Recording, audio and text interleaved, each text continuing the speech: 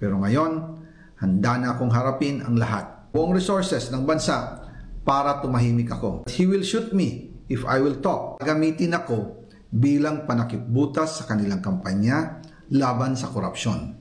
Ilalabas ko ang lahat ng katotohanan. May resibo, may ebidensya, at may pangalan. Para sa bawat Pilipino, alam ko na buo ang galit ninyo sa akin ngayon. Nauunawaan ko rin kung bakit. Lalo na at malaki ang halagang nakataya. Pero bago kayo humusga, hayaan ninyong ipaliwanag ko ang buong katotohanan.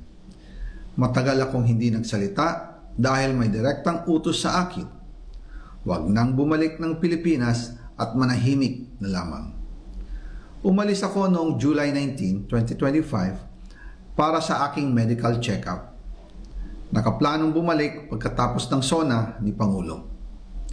Pero habang papauwi na ako, tinawagan ako ni dating Speaker Martin Romualdez at